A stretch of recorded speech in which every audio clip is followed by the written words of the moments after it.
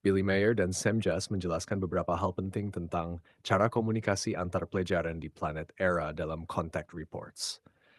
Komunikasi di kalangan mereka jauh lebih maju dan efisien dibandingkan manusia di bumi, karena tidak hanya mengandalkan kata-kata, tetapi juga energi dan pemahaman batin.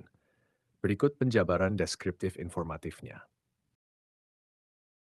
Komunikasi verbal tetap digunakan.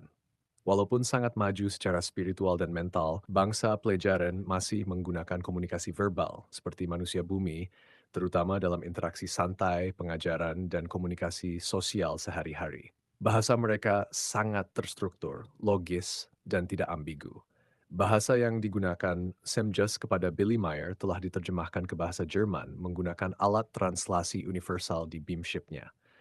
Namun mereka menyebut bahwa bahasa manusia terlalu kasar, emosional, dan sering salah kaprah, sehingga tidak cocok untuk komunikasi batin atau spiritual tinggi. Telepati, cara komunikasi yang lebih umum. Mayoritas warga pelajaran berkomunikasi melalui telepati, terutama dalam situasi formal, strategis, atau jika diperlukan efisiensi tinggi. Telepati digunakan untuk berbagi ide, gambar mental, emosi, dan niat secara langsung tanpa filter bahasa, menyampaikan konsep yang kompleks dalam waktu singkat, menghindari kebingungan atau manipulasi makna kata. Semjas mengatakan bahwa telepati bukan hanya tentang membaca pikiran, tetapi tentang menyelaraskan frekuensi kesadaran dengan orang lain. Empati dan resonansi energi. Selain telepati, pelajaran juga menggunakan resonansi energi jiwa untuk merasakan kondisi orang lain. Ini bukan komunikasi dalam bentuk kalimat, tapi semacam penginderaan spiritual yang peka terhadap niat tersembunyi, getaran batin, keseimbangan emosi seseorang. Ini menjadikan masyarakat era nyaris bebas dari penipuan, kebohongan, atau niat jahat, karena semuanya dapat terbaca oleh sensitivitas batin terlatih. Alat bantu komunikasi teknologis dan spiritual. Pelajaran juga menggunakan alat bantu komunikasi dalam beberapa situasi. Perangkat kecil seperti transceiver pikiran yang memungkinkan komunikasi diam-diam antar lokasi atau planet. Kapsul memori yang dapat menyimpan pesan dalam bentuk pikiran utuh atau pengalaman langsung.